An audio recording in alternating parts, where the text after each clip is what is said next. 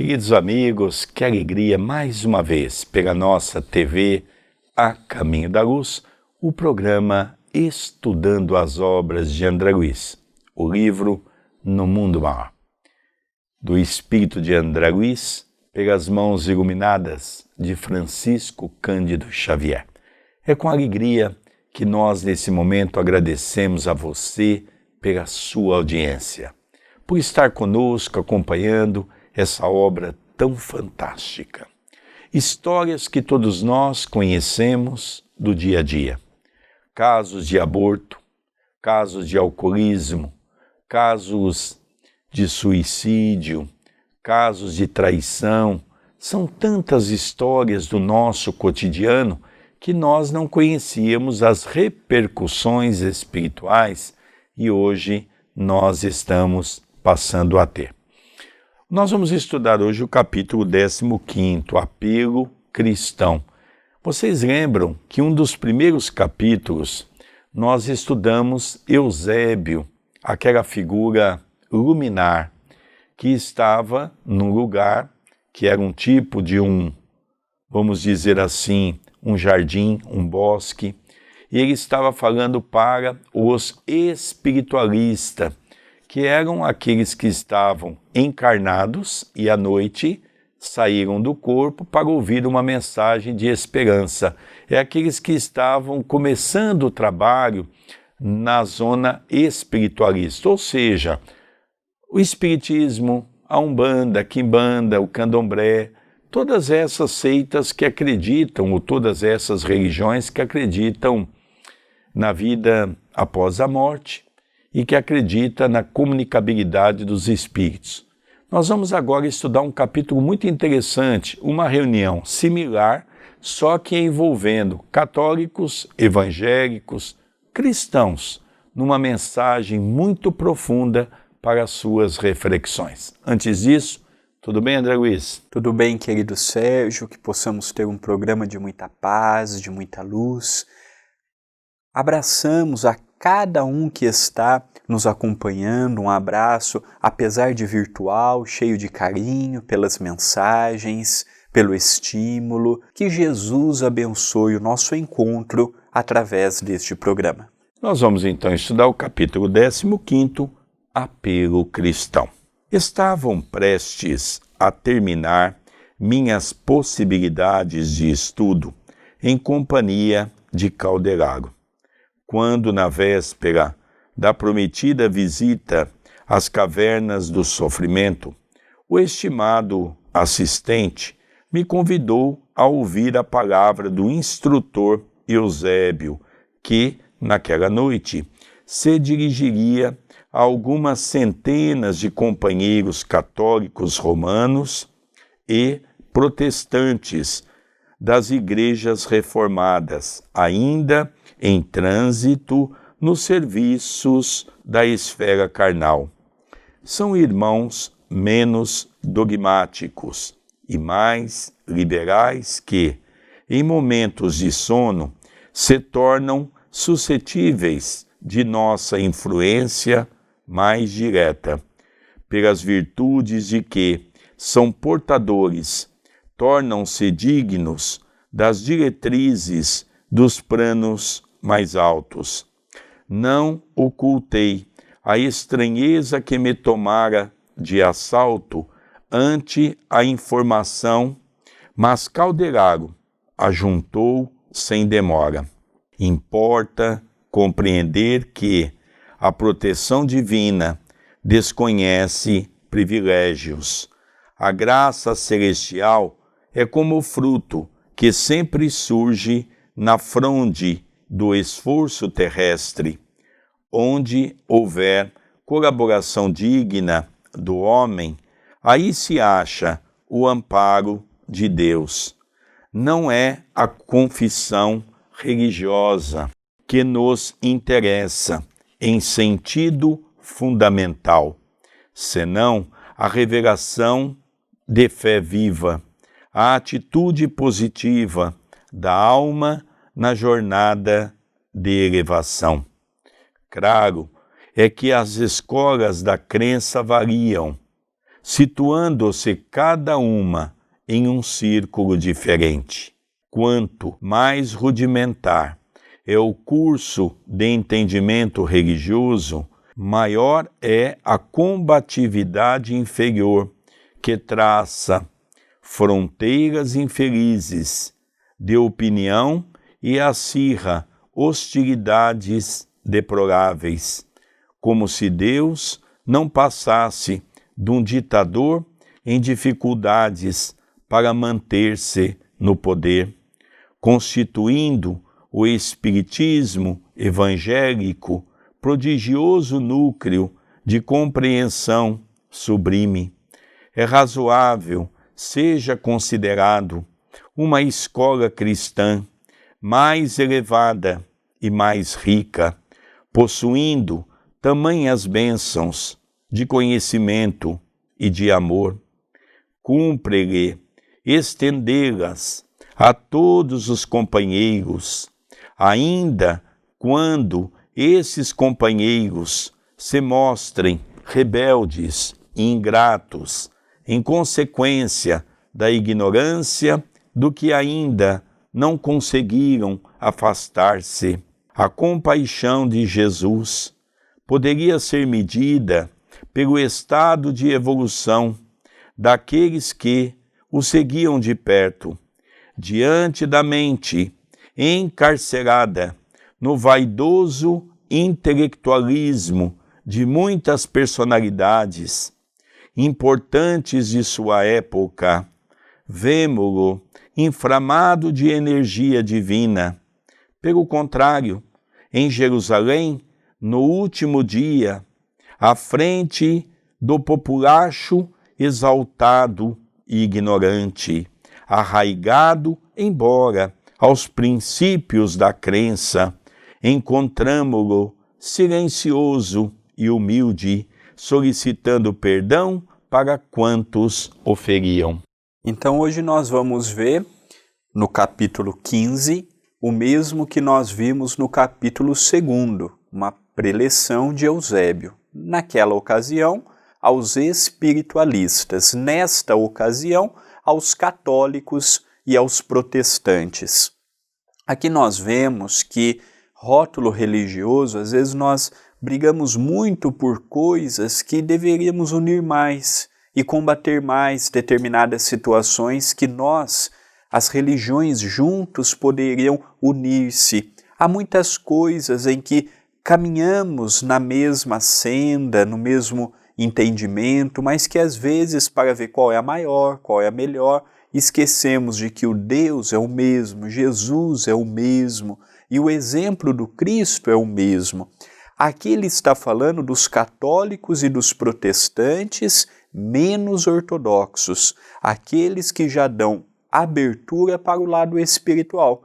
Tem muitos padres espiritualizados, existem muitos pastores espiritualizados, existem muitas pessoas voltadas para o bem do próximo. Então nós começamos a ver o quanto que a espiritualidade pega nas oportunidades do auxílio, pegam as oportunidades de levar a paz, pegam a oportunidade de levar o esclarecimento para que pudessem eles ouvirem, assimilarem e transmitirem para os seus seguidores a mensagem de paz, de renovação, que é o que nós temos visto até na atualidade. Imprimindo inflexão mais carinhosa à palavra, acrescentou o bondoso: não nos esqueçamos que, acima de tudo, nos empenhamos numa obra educativa.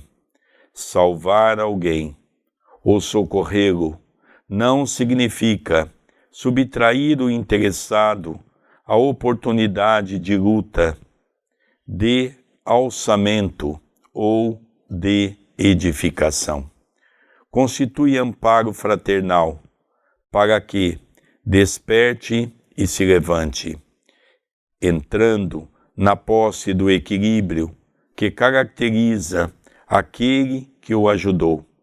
O Supremo Senhor não se compraz com o possuir filhos miseráveis e infelizes na criação.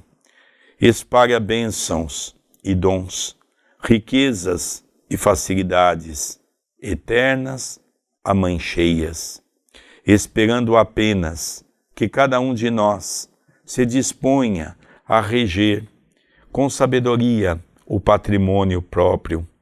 Como vemos, todos os setores do serviço espiritual reclamam a divina assistência. Antes de mais amplas elucidações referente ao assunto, alcançamos o campo tranquilo onde o nobre emissário se fazia ouvir.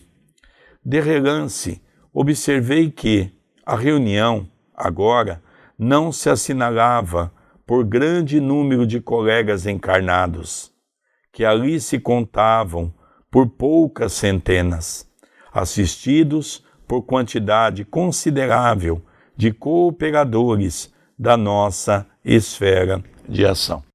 Então nós vemos que agora já é um grupo menor de espíritos e de encarnados, já com uma outra proposta, é um discurso também muito bonito, conclamando ao entendimento de Jesus, conclamando a importância da mensagem que se passava em nome de Jesus, e o quanto que o Espiritismo e o quanto que nós, os espíritas, deveríamos agradecer pela visão que nós temos. Não que o Espiritismo seja mais do que esta ou melhor do que aquela, não o somos, mas a visão da reencarnação, o convívio com a espiritualidade amiga, o combate às nossas tentações inferiores, a luta pela multiplicação dos nossos talentos, são visões que ainda hoje essas outras religiões não têm, mas que haverá o dia em que também terão. Nós temos a oportunidade de lutar com a nossa natureza inferior, compreendendo que o que está em jogo é a nossa própria felicidade. E Eusébio é um espírito que renunciou a estar em regiões mais elevadas, mais sublimadas, por amor a nós também. Existem muitos espíritos que no mundo espiritual, pegando o exemplo de Jesus, trabalham no anonimato, levando paz, esclarecimento a milhares, centenas, dezenas e algumas pessoas, trabalhando, renunciando à sua própria luz, o seu próprio futuro, que poderia estar já num lugar mais eminente, para nos trazer um pouquinho de luz. Calderaro era um companheiro fiel que trabalhava com Eusébio. Igual Calderaro, felizmente no mundo espiritual nós temos muitos.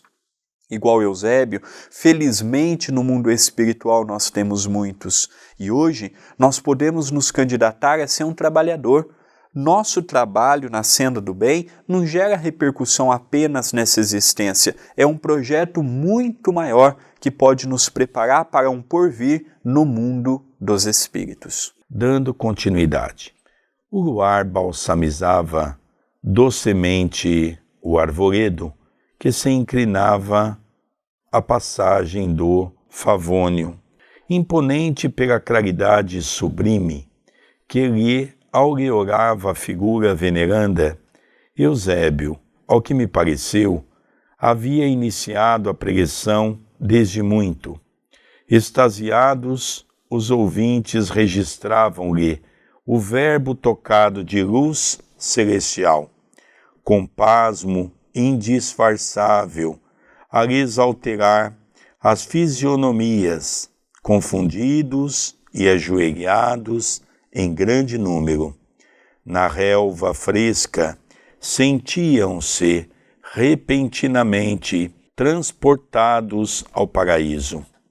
O instrutor, envolvido em safirinos reflexos, falava com irresistível poder de atração. Se o patrimônio da fé religiosa representa o indiscutível fator de equilíbrio mental do mundo, que fazeis de vosso tesouro, esquecendo-lhe a utilização numa época em que a instabilidade e a incerteza vos ameaçam todas as instituições de ordem e de trabalho, de entendimento e de construção? Não vos assombra, porventura, acordando-vos a consciência, a borrasca renovadora que refunde princípios e nações? Supondes possível uma era de paz exterior sem a preparação interior do homem no espírito de observância e aplicação das leis divinas? Por admitir semelhante contrassenso, a máquina, filha de vossa inteligência, vos anula as possibilidades de mais alta incursão no reino do Espírito Eterno. Então aqui nós percebemos que quando Calderaro e André Luiz chegaram, a reunião já havia começado. Mantendo a mesma característica da outra reunião, era num jardim, com uma relva muito tratada, parecendo com o modo que os druidas, por exemplo, tinham os seus ensinos, no meio da natureza, ao céu aberto, tendo a oportunidade daquela brisa suave, como o próprio André Luiz nos narra. Talvez isso é uma coisa que nos falta um pouco, às vezes nós estarmos em contato com essa natureza, com este nosso eu. E ali ele falava, convidando a nós os religiosos, a nós os cristãos, a nós que, independente se somos católicos, protestantes, espíritas ou o que somos, que carregamos o exemplo do Cristo como nosso lema, como nossa marcha, a não titubearmos, que naquele momento era muito importante mantermos a concentração, mantermos o testemunho. Nós estamos falando de um livro da década de 1940, hoje em 2021, com toda a questão do coronavírus, com toda a questão da pandemia que enfrentamos no ano passado, nós vemos quantas pessoas que, por não ter compreendido que o nosso amigo aqui nos informa, não abandonaram, não desistiram, não permitiram que o medo, como também o inverso é verdadeiro. Quantas pessoas não precisaram daquele momento de dificuldade para se agarrar ainda mais na fé? Então essa preleção não é apenas para católico, não é apenas para protestante, é para todos que têm em Jesus o seu lema, o seu exemplo, o mestre e o amigo. Dando continuidade. Ser cristão, outrora, simbolizava a escória da experiência mais nobre, com o dever de exemplificar o padrão de conduta consagrado pelo Mestre Divino.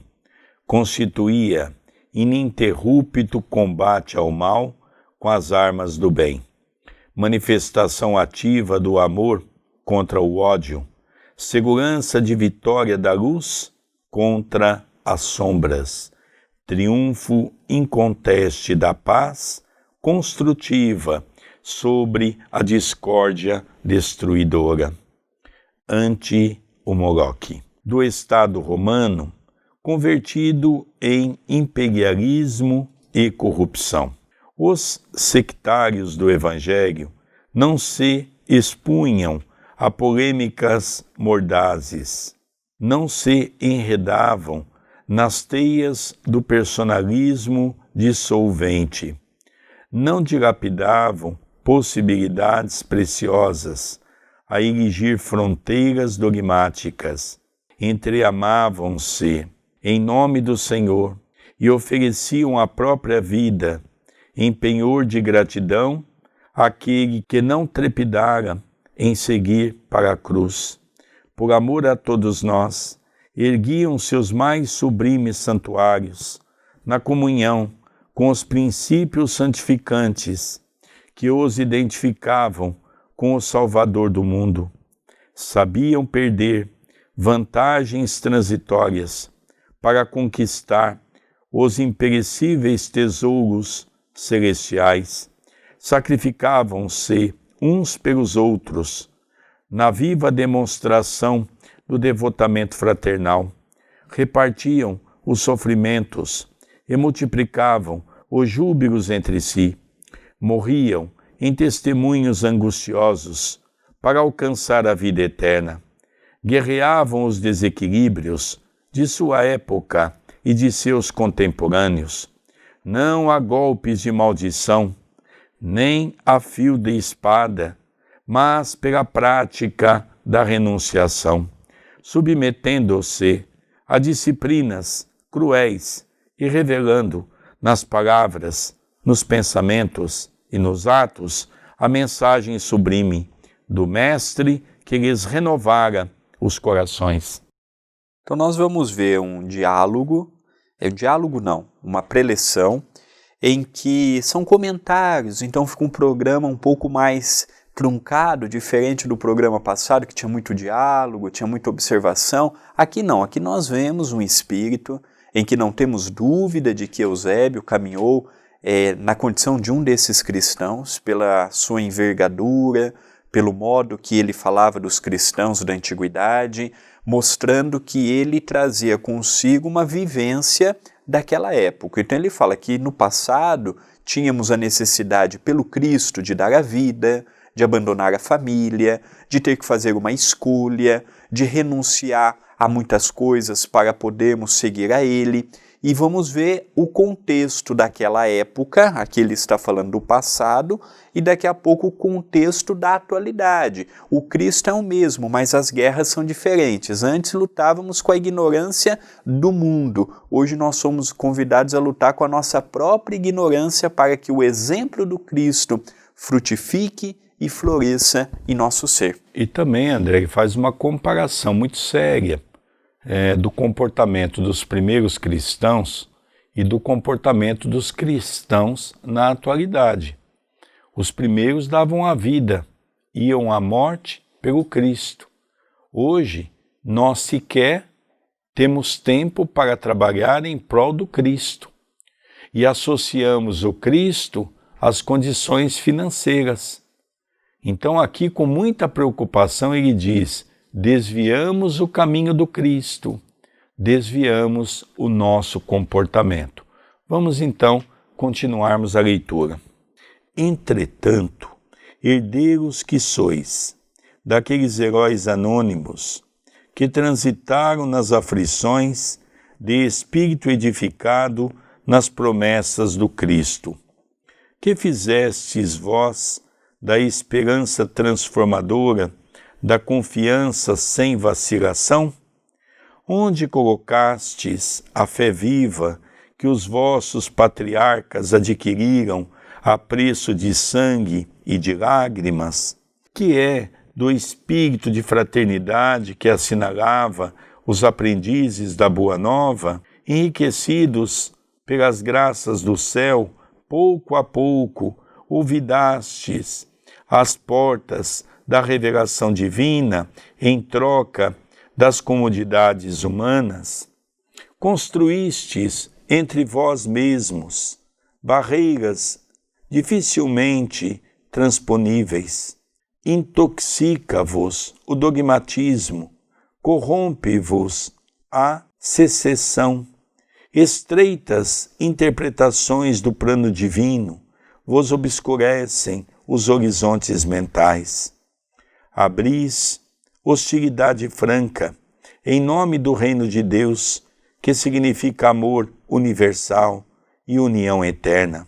Conspurcais a fonte das bênçãos, amaldiçoando-vos uns aos outros, invocando para isso o príncipe da paz, que para ajudar-nos não hesitou ante a própria morte afrontosa.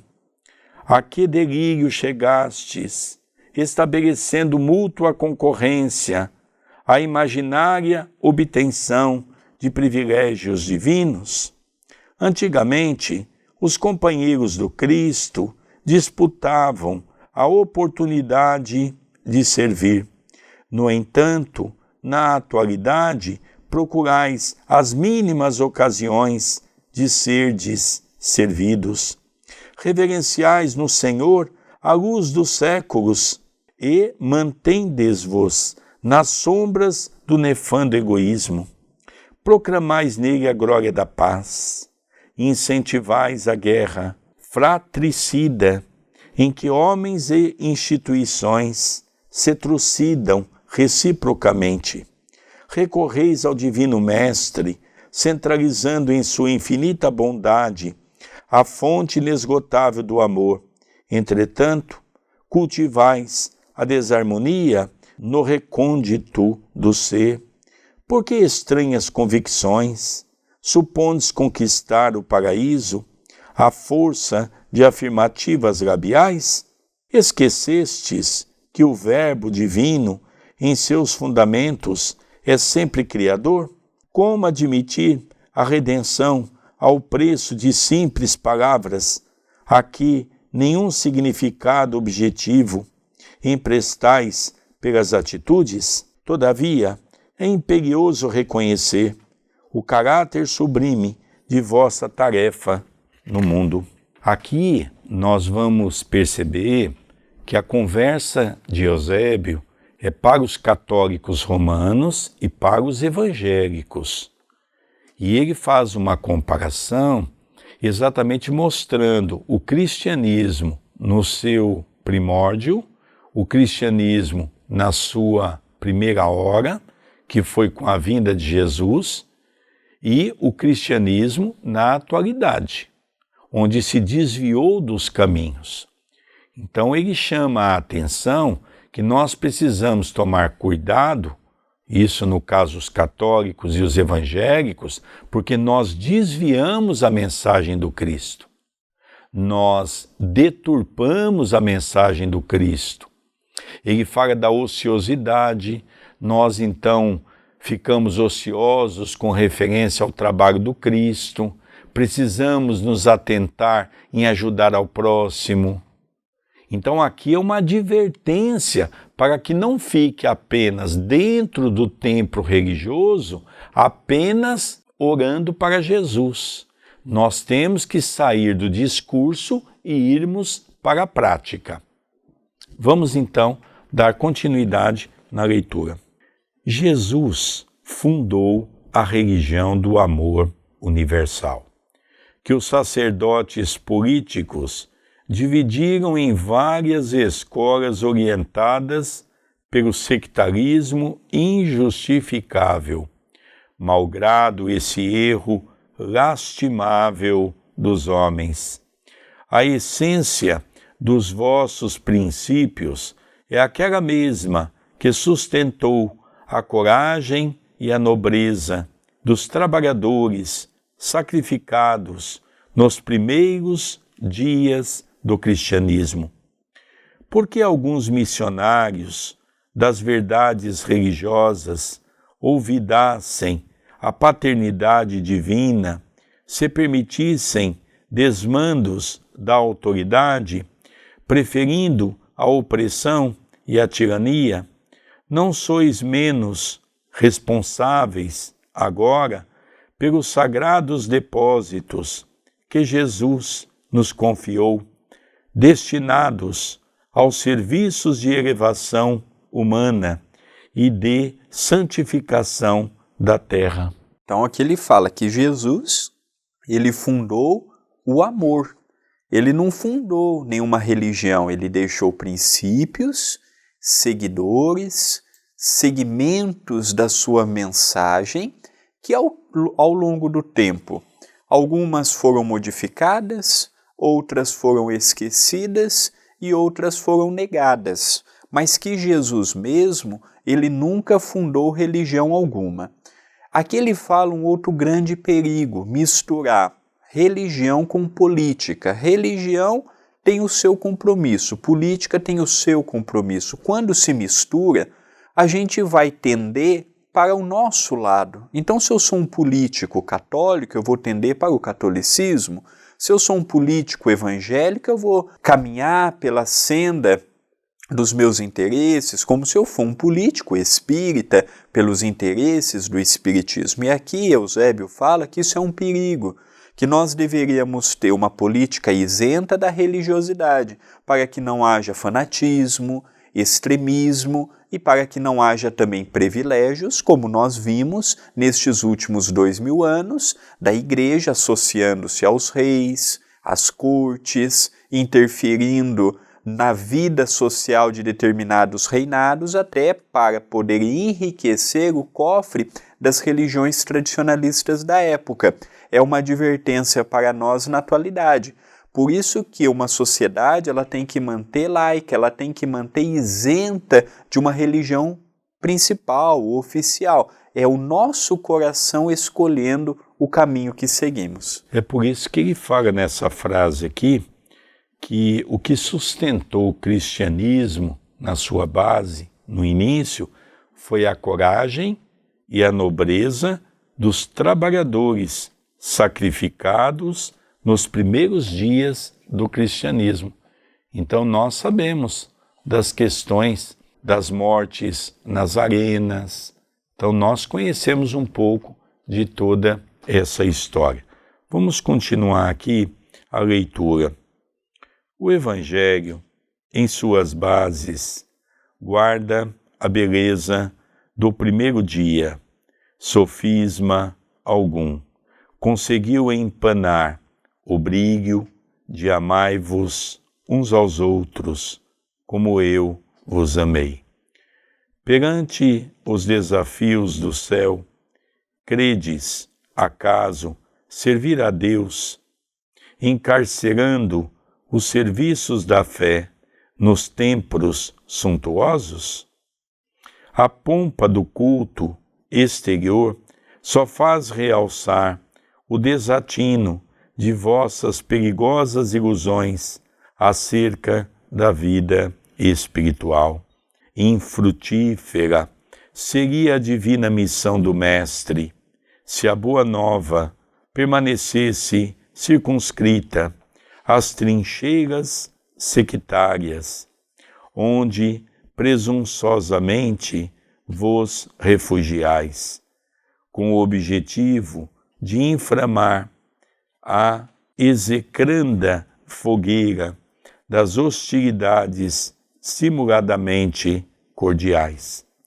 Aqui ele fala um pouco para nós da mudança da igreja no seu início, onde os cristãos reuniam-se nas catacumbas, reuniam-se nos montes, e de repente aqueles cultos simples, que eram voltados para o amor, mudaram para as pompas religiosas no campo, que mais se preocupa com o exterior, com a beleza do ouro que é usado em alguns cultos, do que mesmo com a valorização do interior. Então ele chama a atenção, nós precisamos abandonar essas praxes, porque nós hoje estamos muito ligados a Mamon. O que ele quer dizer é isso. E não estamos ligados a Deus. Deus não quer nada disso. Deus não quer ver um padre, por exemplo, tomar o vinho numa taça de ouro, sendo que Jesus foi da mais simples condição que passou pela terra. Então ele faz essa advertência. Quando ele fala, por exemplo, daquele ensinamento de Jesus, amai-vos uns aos outros como eu vos amei. Ele fala aqui que é o ensinamento que Jesus deixou. Isso aqui é o nosso ato interior. O exterior pouco importa. Então nós vemos isso que é muito interessante. Dando continuidade, não encontrastes outra fórmula de externar a crença, além da concorrência menos digna?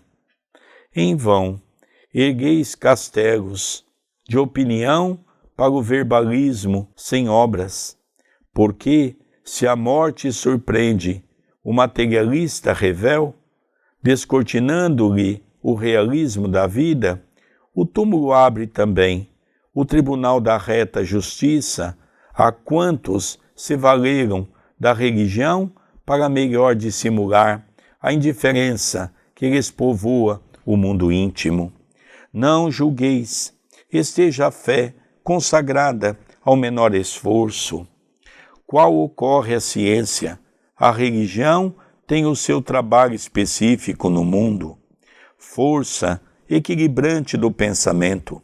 Seus servidores são chamados a colaborar na harmonia da mente humana.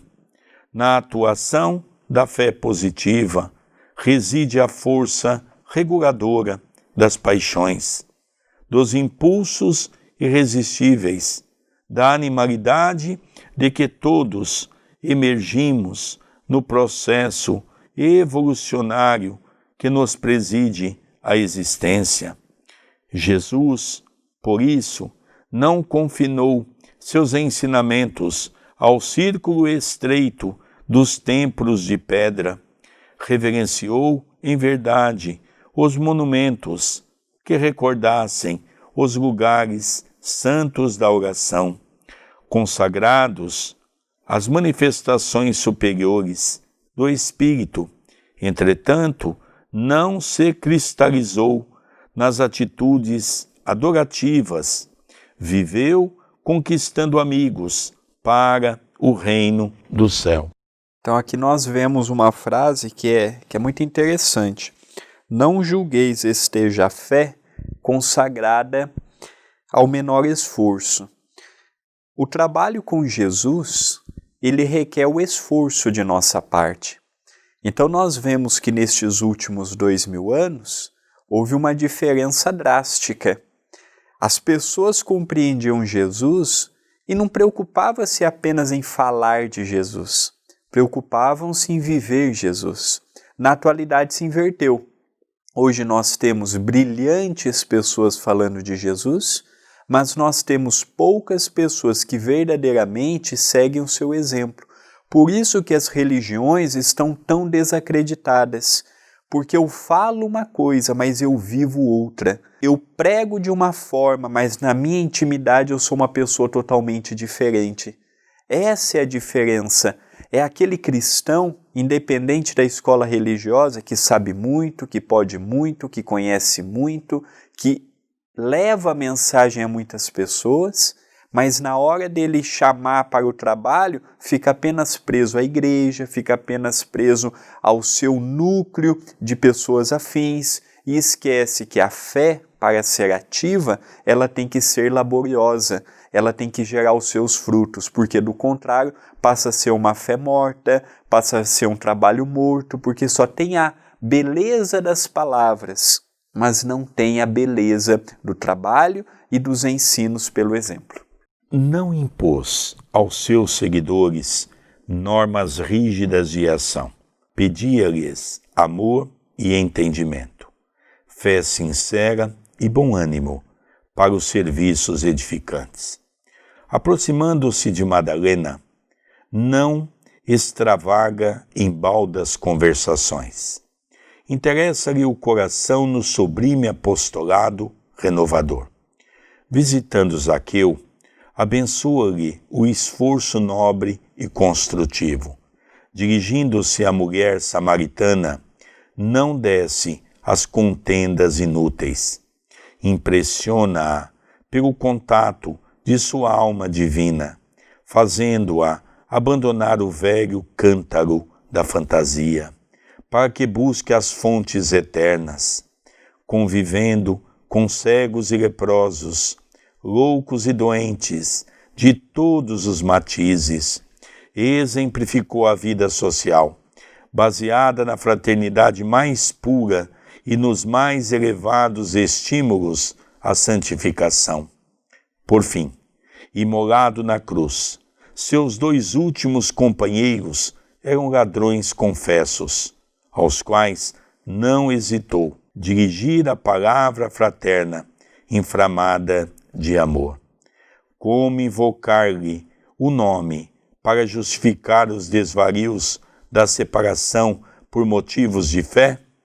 Como apoiar-se no amigo de todos para deflagrar embates de opinião, acendendo fogueiras de ódio, em prejuízo da solidariedade comum que exemplificou até ao supremo sacrifício?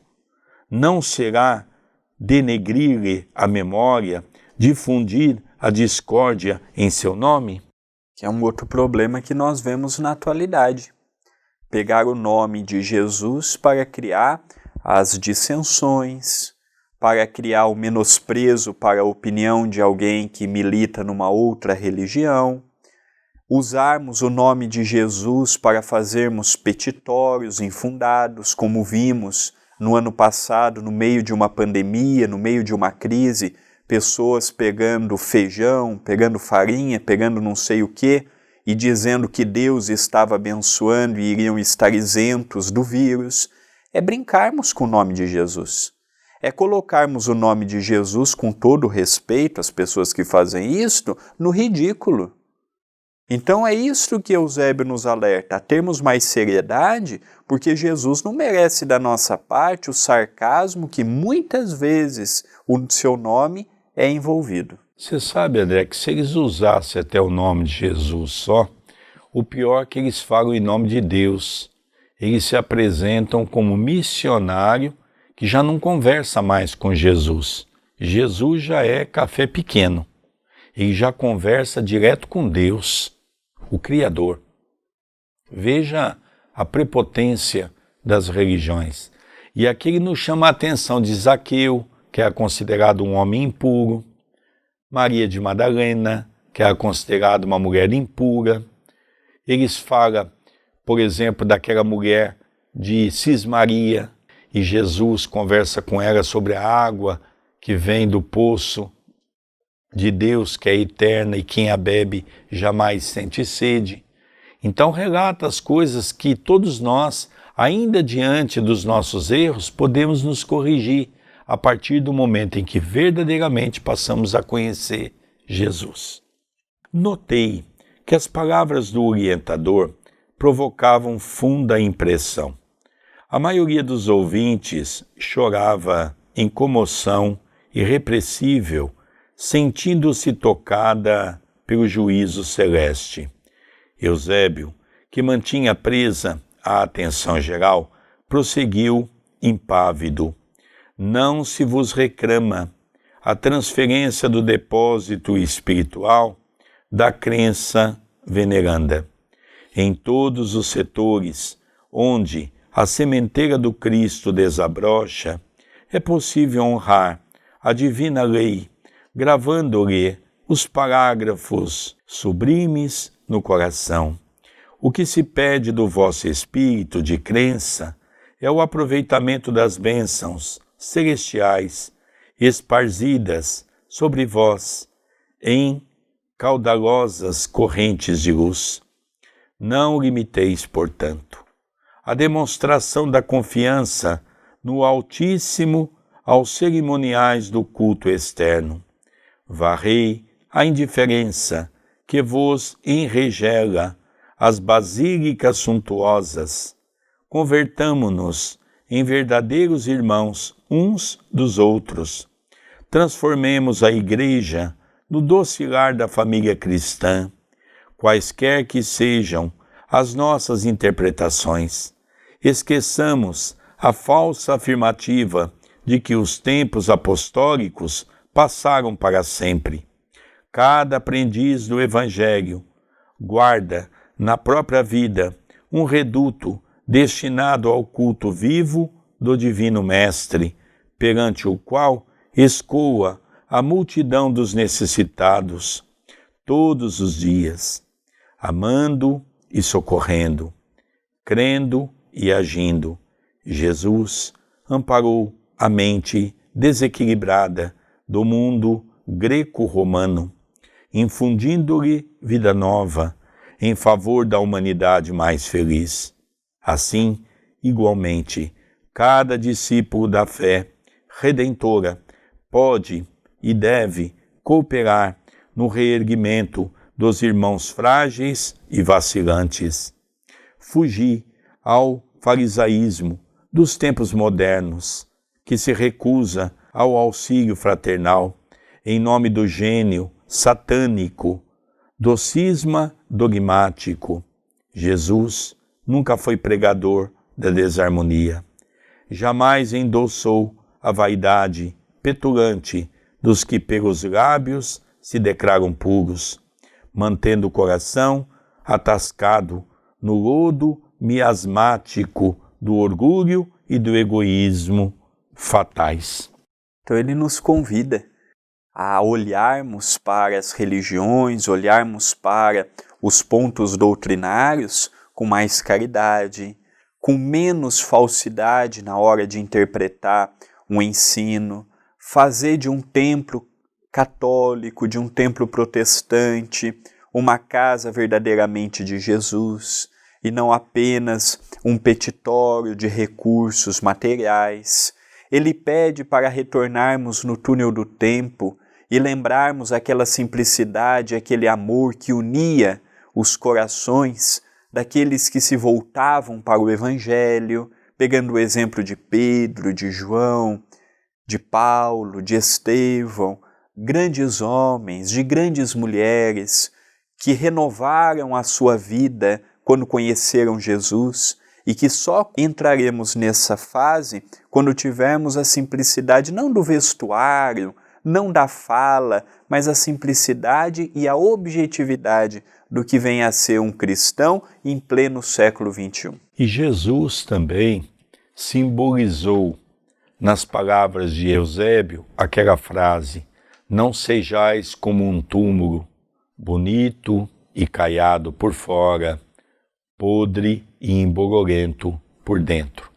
Ou seja, não é a aparência, não é os templos religiosos, não é a beleza física dos patrimônios que vai trazer a paz que todos nós necessitamos, mas sim aquilo que nós construirmos no campo da edificação do castelo íntimo, pelas ações que nós realizamos no campo do bem, através da caridade, do auxílio ao próximo.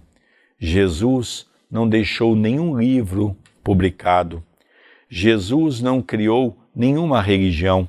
Eu achei bonito quando Eusébio diz: Jesus trouxe a religião do amor. E nós fizemos a religião do ódio. Olha que coisa interessante, nós desvirtuamos os ensinamentos de Jesus.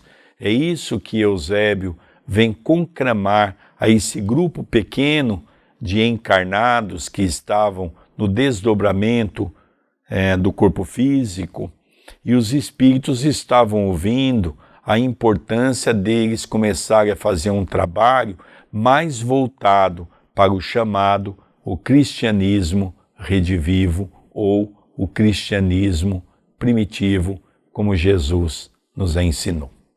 Dando continuidade, mobilizemos nossa confiança no Todo Misericordioso, dilatando-lhe o reino bendito de redenção. Aguardar o céu, menosprezando a terra, é obra de insensatez.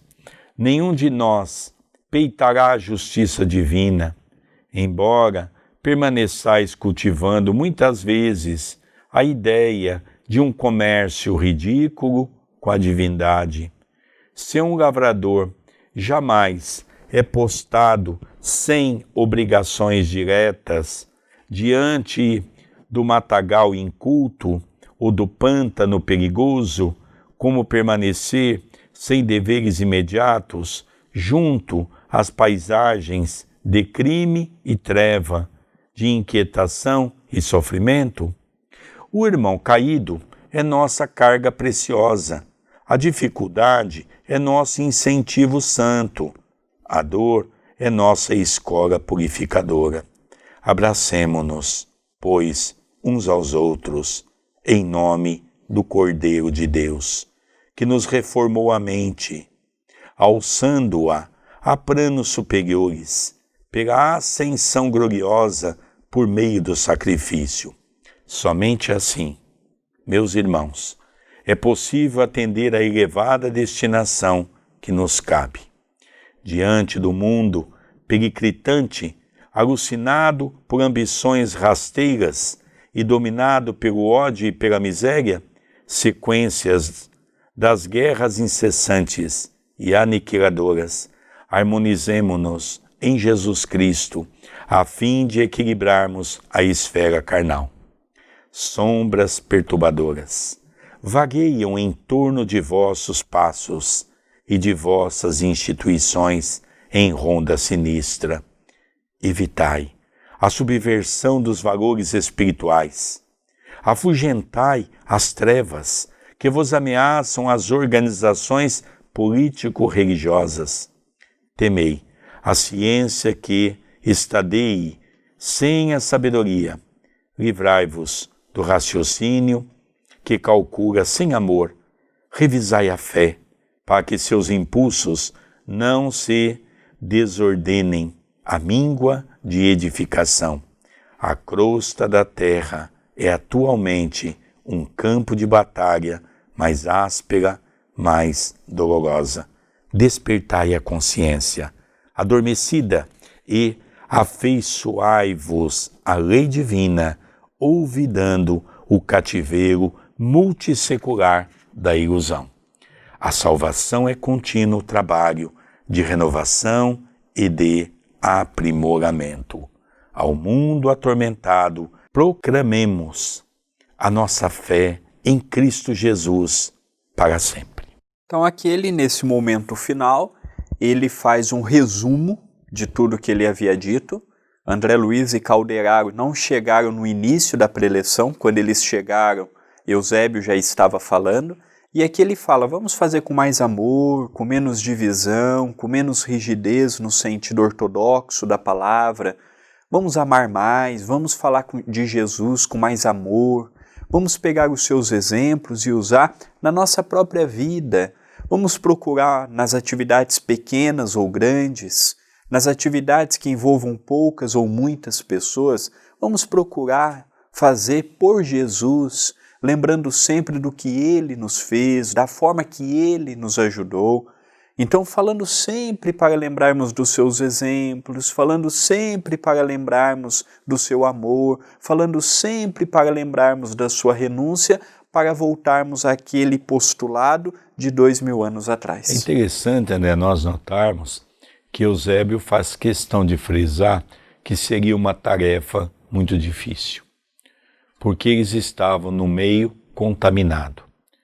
Diante, principalmente, dessa doença do coronavírus, nós percebemos que algumas nuances da Igreja Católica, por exemplo, demonstrava claramente duas alas dentro da Igreja. Uma ala que queria na implantação do comunismo e que praticamente colocou Lula na sua época fazendo todo um esforço para ser presidente, e nós na época éramos católicos e eu era presidente de 2 grupos da Mocidade Católica em São Paulo e presenciei muito isso, o esforço que a igreja trabalhou para isso, e hoje uma igreja, uma ala reformadora, que quer, por exemplo, deixar com que os seus adeptos tenham as suas liberdades de pensamento e de ação. Talvez é uma ala correta em cima daquilo que Eusébio tem demonstrado para todos nós. Nós, como religião, nós, como chefe religioso, temos que tomar muito cuidado, tendo as experiências anteriores, principalmente da Igreja Católica, dos quais todos nós somos oriundos através do tempo e das reencarnações. Então hoje nós percebemos que muita coisa se modificou e temos que retomar as condições do passado. Encerra dizendo, Eusébio, ao terminar estava aureolado de prodigiosas emissões de luz. A assembleia, prosternada, mostrava semblantes lívidos de estupefação. Enorme grupo de colaboradores de nosso plano elevou a voz em harmonias, entoando comovente cântico de glorificação ao Supremo Senhor. As melodiosas notas do hino perdiam-se ao longe, no arvoredo distante, nas asas de suave brisa. Terminados os serviços da reunião, reparei que os amigos encarnados, sob o amparo de colegas das nossas atividades socorristas, não se afastaram animados e otimistas, porque muitos deles, compreendendo talvez com mais clareza, fora do veículo denso da experiência física, os erros da crença transviada, se retiravam cabisbaixos, soluçando. Então essas reuniões tinham a finalidade do esclarecimento. Muitos aproveitaram a oportunidade para, quando retornasse ao corpo físico, depois do sono, pudessem implementar, mas outros saíram cabisbaixos, tristes, porque sabiam que a realidade seria diferente da que esperavam. Nós também relembramos que eles tiveram dificuldade, saíram cabisbaixo, porque eles sabiam que teriam que lutar contra uma estrutura elaborada há muitos séculos e que não é fácil demover da mente daqueles que vivem uma vida farta, que eles têm que abandonar muitas vezes aquele comodismo que foi criado pela condição religiosa. Então eles perceberam que ao voltar ao corpo vai ser uma luta gigantesca e que a chance deles acertarem vai ser muito pouco, talvez trabalhando no campo individual até que eles possam amanhã trabalhar no campo coletivo dentro das religiões tradicionalistas. Ao encerrarmos o programa, nós temos hoje 2 recados. O primeiro é da loja virtual, a sua importância para as atividades do Centro Espírita, da TV A Caminho da Luz. Lá você encontrará as obras de minha autoria, obras de outros autores, de outros médiuns, e estarão nos ajudando. Então entre na loja acaminhodaluz.com.br. E o outro convite é em torno do próprio YouTube. O seu like, o seu comentário, o seu compartilhar, a sua inscrição, tudo isso é muito importante para que outras pessoas possam ter acesso ao nosso estudo. Pegue o link, divulgue, compartilhe, ajude-nos a atrairmos mais pessoas para o canal da TV A Caminho da Luz. Queridos amigos, que alegria, vamos encerrando pela nossa TV A Caminho da Luz, o programa Estudando as Obras de André Luiz, o livro No Mundo Maior. Um beijo no seu coração e até o próximo programa. Até o nosso próximo programa.